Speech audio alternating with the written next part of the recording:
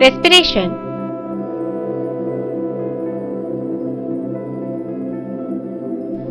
Introduction. Using food to carry out life process is key to life for all living beings in both multicellular and unicellular.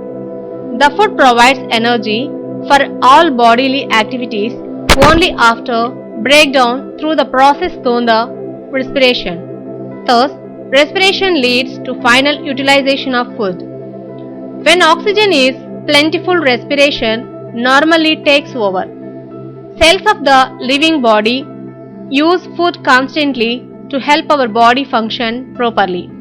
They require the presence of gas, food material, and some chemicals.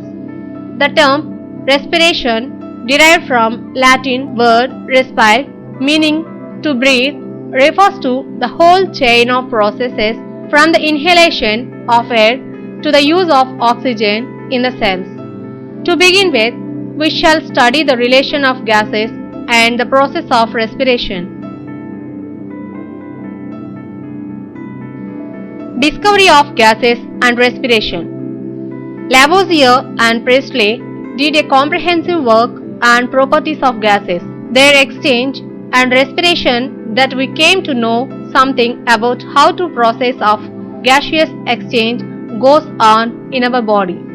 Lavoisier also carried out several experiments to understand the property of gases.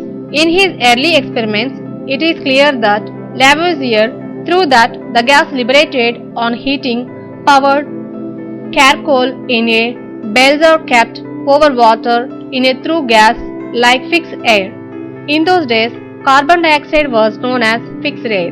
The next series of experiments dealt with the combustion of phosphorus in a bell jar. Lavoisier showed that whatever in the atmospheric air which combined with the phosphorus was not water vapor. His final words are that the substance which combines with the phosphorus is either air itself or another elastic fluid present in a certain proportion in the air which we breathe. This was the respirable air, a component of the air that also helping in burning. John Draper around mid-19th century goes like this: the chief materials which a living being receives are matter that can be burnt, water and oxygen gas, and out of the action of these upon one another, all the physical phenomena of its life arise. What the body expels out is water, oxide of carbon, phosphorus, sulfur, and others.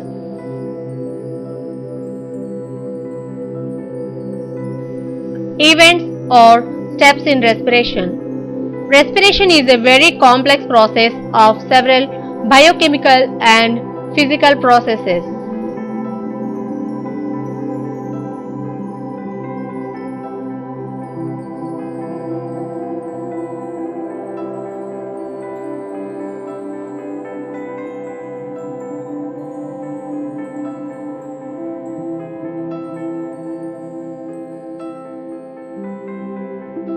Breathing. Respiratory system, we usually mean the passages that transport air to the lungs and to the microscopic air sacs in them called alveoli and vice versa.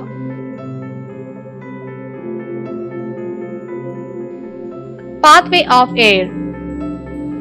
Nostrils. Air usually enters the body through the nostrils. Nasal cavity. Air is filtered. The moist surface of the lining of the nasal cavity and the hairs growing from its sides remove some of the tiny particles of dirt of the air. In addition, as the inhaled air passes through the nasal cavity, its temperature is brought close to that of the body, and it takes up water vapor so that it becomes more moist than before.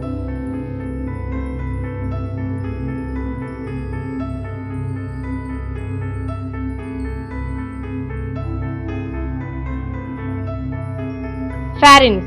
Warming and moistening goes on in this common passage of digestive respiratory system. Epiglottic, a flap-like muscular valve, controls movement of food and air towards their respective passages. Larynx. This stiff bulk contains our vocal cords. When air passes out of the lungs and over the vocal cords, it causes them to vibrate. This produces sounds on the basis of our speech, song, etc.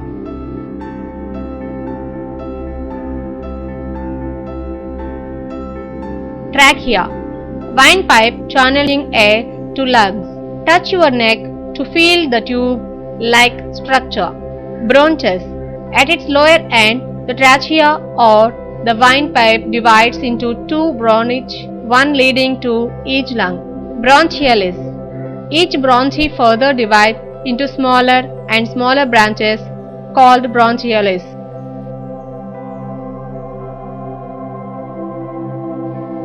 Alveolus. These finally terminate in clusters of air sacs called alveoli in the lungs, which are very smaller and numerous. Gaseous exchange takes place here as blood capillaries take up oxygen and expel carbon dioxide here. Blood carries oxygen, collects CO2 to each and every cell of the body. The whole passage from nostrils to alveolus is moist and warm.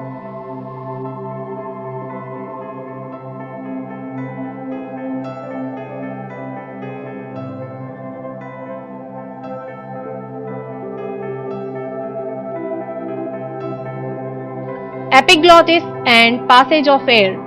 From the nasal cavity, the air goes into the pharynx. There is a tricky problem here. From the pharynx, there are two passageways beginning with nearly same opening and ending into separate ones, one to the lungs and one to the stomach. It is important that air goes into one and food in the other. It is also important that food does not enter the tube through which air goes into the lungs. The traffic is kept properly channeled by a flap-like valve, the epiglottis, that protects the tube to the lungs, arresting entry of food.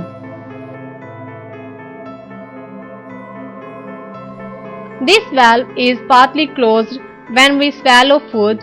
It deflects food down to the stomach and keeps it out of the trachea or windpipe, which is the route to the lungs. The epiglottis opens more widely when we take a breath and air enters the lungs. Nervous regulation is important in guiding the function of epiglottis and passes of food and air.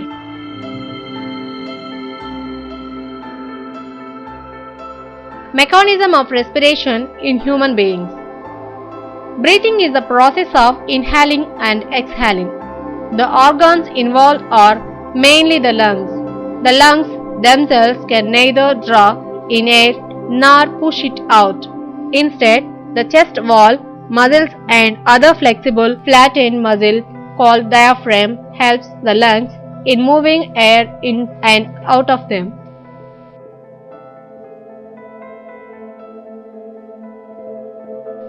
The chest wall is made up of the ribs, muscles and the skin.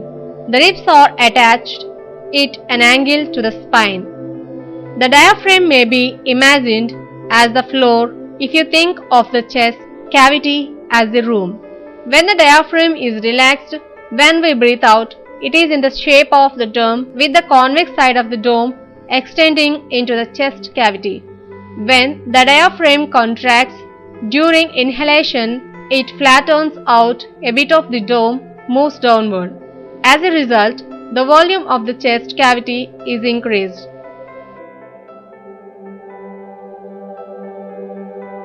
When the diaphragm flattens and the volume of the chest cavity is increased, its internal pressure decreases and the air from the outside rushes into the lungs. This is inspiration. Then the reverse occurs. The chest wall is lowered and moves inward, and the diaphragm relaxes and assumes its dome shape. These changes increase the pressure on the lungs. Their elastic tissue contracts and squeezes the air out through the nose to the external atmosphere. This is expiration.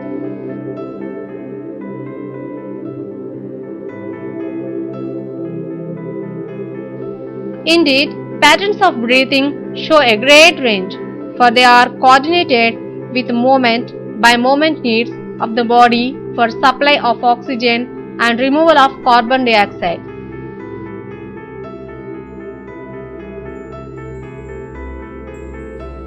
Gaseous exchange.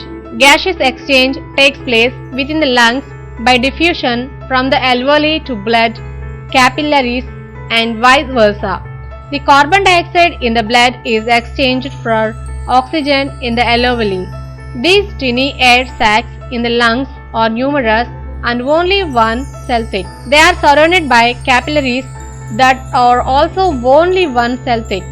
Blood, dark red in color, flows from the heat through these capillaries and collects oxygen from the alveoli.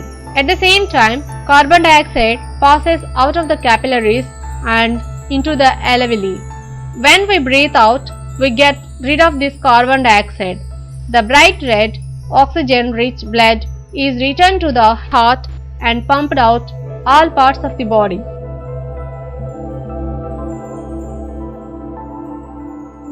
Transpiration of gases.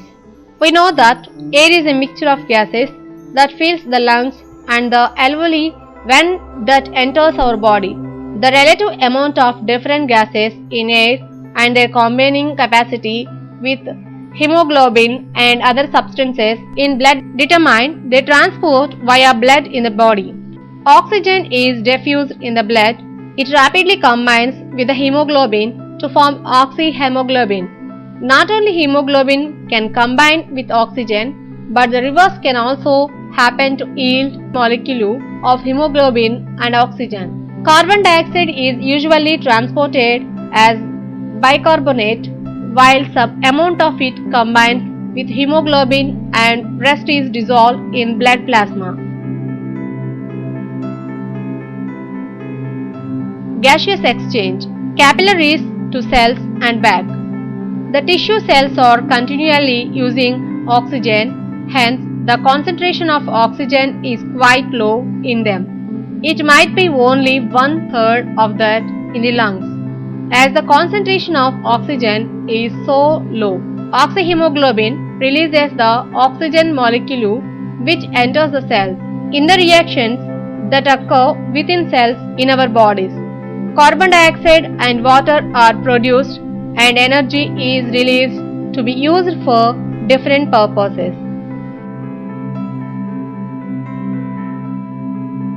Cellular respiration. The term cellular respiration refers to the pathway by which cells release energy from the chemical bonds of food molecules that enter them. It provides that energy for the essential process of life. So, living cells must carry out cellular respiration. It can be in the presence of oxygen, that is aerobic respiration, or in its absence, that is anaerobic respiration. Cellular respiration in prokaryotic cells like that of bacteria occur within the cytoplasm. In eukaryotic cells, cytoplasm and mitochondria are the series of the reactions. The produced energy is stored in the mitochondria in the form of ATP. That is why mitochondria are called powerhouse of cell. The exact chemical details of the breakdown of sugar or the other food with a living cell does not take place as a single reaction but occurs in a series of small steps.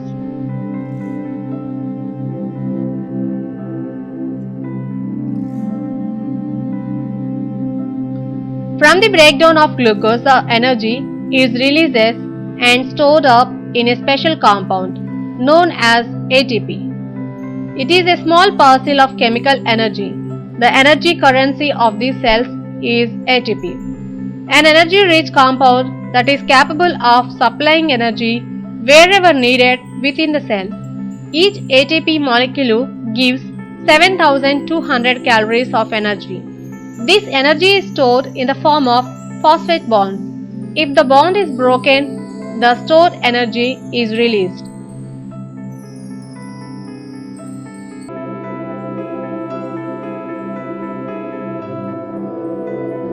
Can energy be released without oxygen? Accumulation of lactic acid results in muscle pain. If we take walk, brisk walk, slow jogging, running for same distance, we feel that there an increase in pain levels, that is because of lactic acid accumulation. The athlete needs a great length of time to recover. The simplest explanation we can produce at this stage is that the sugar in working muscles was being changed to lactic acid. The energy stored in lactic acid molecules is less than that in sugar molecules, and if the acid comes from the sugar, then the energy released could be used to rebuild ATP from ADP and phosphate.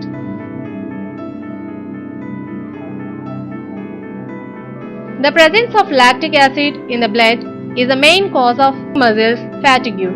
But if the body is rested for long enough, the tiredness goes. Some experiments with yeast. To test this idea, we can see whether it is possible to detect any rise in temperature and the production of carbon dioxide when living organisms are kept away from a supply of oxygen. Yeast grows rapidly if it is supplied with glucose in solution. Indeed, while yeasts are normally found growing on the skins of fruits like grapes and apples, from which they derive their food supplies. You can remove dissolved oxygen from glucose solution by heating it for a minute and then cooling it without shaking. Now put in some yeast. The supply of oxygen from the air can be cut off by pouring 1 cm layer of liquid paraffin on the mixture. Number 2. If you wish to check that the oxygen has been removed from the mixture, add a few drops of diazine green solution to the yeast suspension before you pour the liquid paraffin over it. This blue dye turns pink when oxygen is in the short supply around it.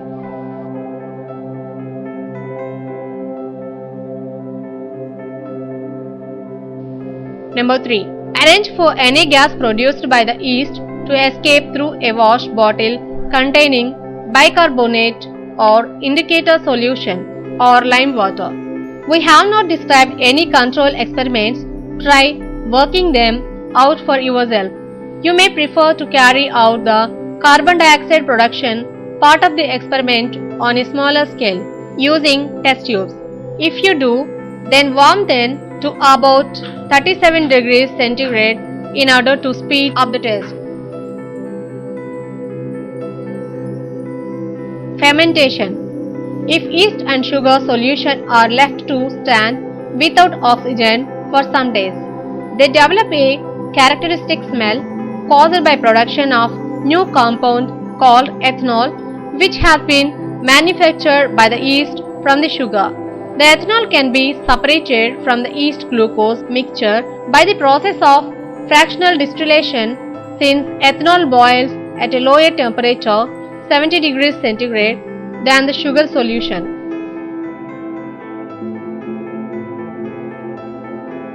Respiration versus combustion. Lavoisier wrote in a compilation of 1783, respiration is a combustion process. It is a very slow process, and here oxygen is not only combined with carbon but also with hydrogen. Robinson also stated that respiration is a type of combustion and combustion is the source of heat in animals.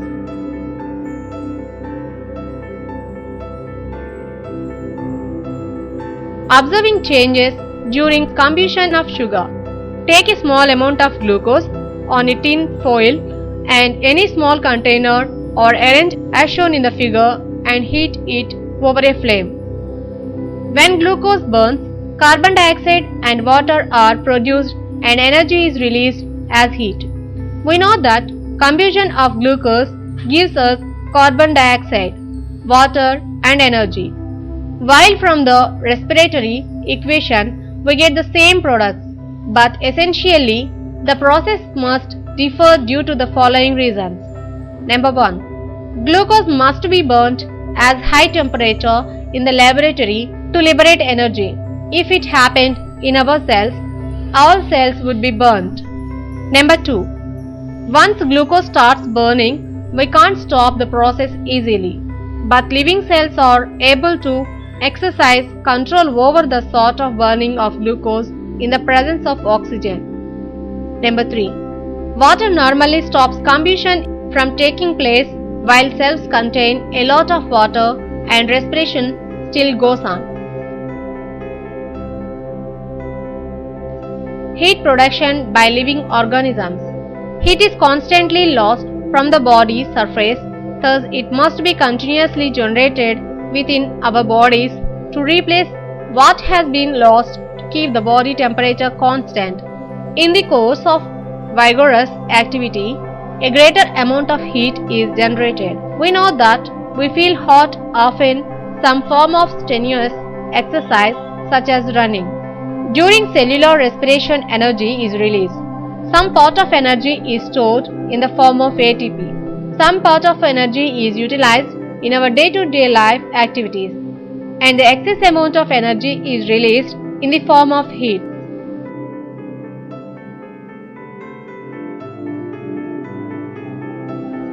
But in case of vigorous activity like running, we need more amount of energy, for this rate of respiration is increased. So, heat is also released in excess quantity. That is why we feel warm. If the oxygen is not sufficient during vigorous exercise, muscles start anaerobic respiration. Hence, lactic acid is formed. We know that accumulation of lactic acid causes pain in muscle. We reach normal position, often some rest. Deep breath helps us to restore energy in our body.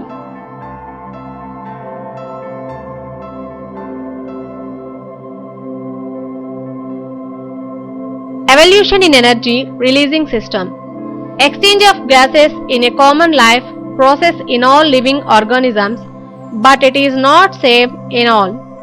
Single-celled organisms, amoeba or multicellular organisms like hydra and planarians obtain oxygen and expel carbon dioxide directly from the body by the process of diffusion.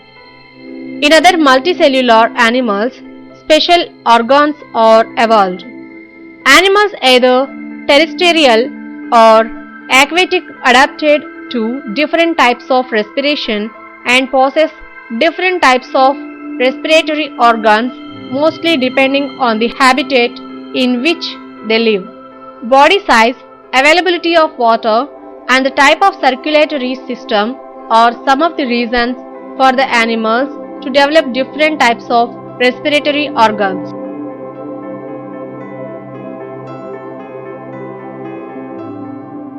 We will see tracheal respiratory system in insects like cockroach, grasshopper, etc. Tracheal respiratory system consists of series of tubes called trachea. This is divided into fine branches called tracheoles which carry air directly to the cells in the tissues. Some aquatic animals like fishes have developed special organs for respiration which are known as gills or branchia. Blood supplied to gills through capillaries which have thin walls which gases are exchanged. This is called branchial respiration. Fish keeps its mouth open and lowers the floor of the oral cavity. As a result, water from outside will be drawn into the oral cavity. Now the mouth is closed and the floor of the oral cavity is raised. Water is pushed into pharynx and it is forced to grill pouches through internal branchial apparatus. Gill lamellae are bathed with water and gas exchange takes place. Respiration through skin is called cutaneous respiration. Frog, an amphibian, can respire through cutaneous and pulmonary respiration process. Terrestrial animals like reptiles, birds and mammals respire through lungs. Respiration in plants. Stomata in leaf where gaseous exchange takes place in most plants. There are other areas on the plant body as well through which gaseous exchange take place like surface of roots, lenticels or stem, etc. Some plants have specialized structures like breathing roots of mangrove plants as well as the tissue in orchids that produce oxygen is also required by plants to produce energy and carbon dioxide is released.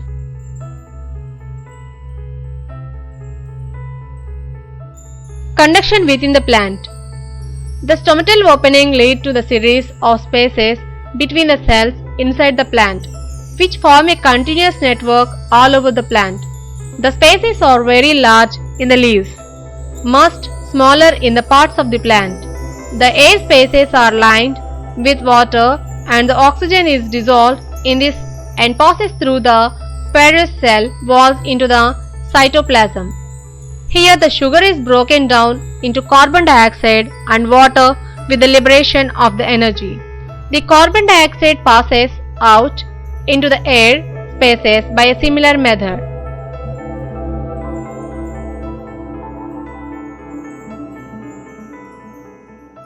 The whole system works by diffusion. As the oxygen is used up by the cells, a gradient develops between the cells and the air in spaces.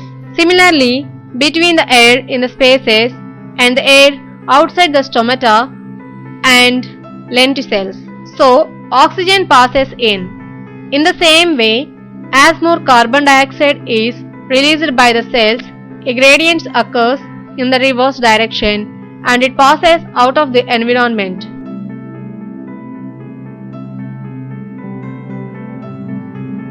Aeration of roots. Most plants can aerate their roots by taking into the oxygen through the lenticels or through the surface of their root hairs. Plants which have their roots in very wet places such as ponds or marshes are unable to obtain oxygen. They are adapted to these water-logged condition by having much larger air spaces which connect the stems with the roots, making diffusion from the upper parts much more efficient. The most usual adaptation is to have a hollow stem. Photosynthesis versus respiration. Plants carry out photosynthesis, which means that they produce their own food from atmospheric CO2 using light energy from the sun. This process is a complex series of steps involving the conversion of light energy into chemical energy, which is then used to synthesize sugars from carbon dioxide. This is a process of synthesis or an anabolic process which occurs in the chloroplast.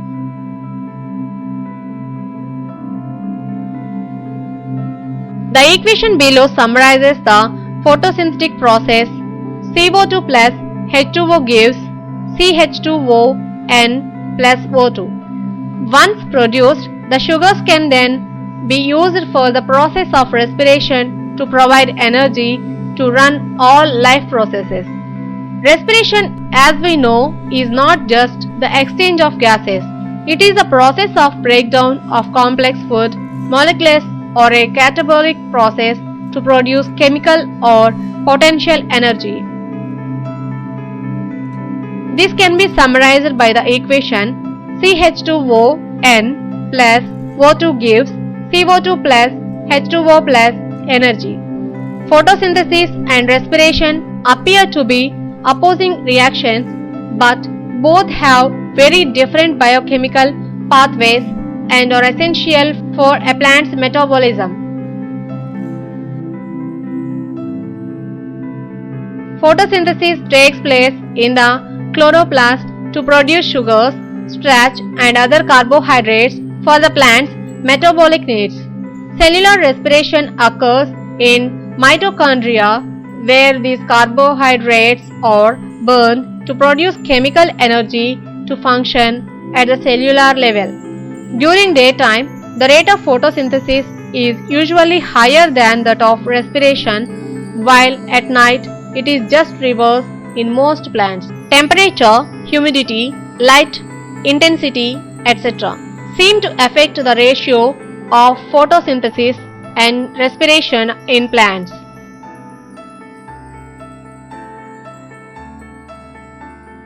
మా video కనుక మీకు నచ్చినట్లయితే like చేయండి, share చేయండి. ఇలాంటి మరిన్ని videos కోసం మా ఛానల్ని సబ్స్క్రైబ్ చేసుకోవడం మాత్రం మర్చిపోకండి. Thank you for watching.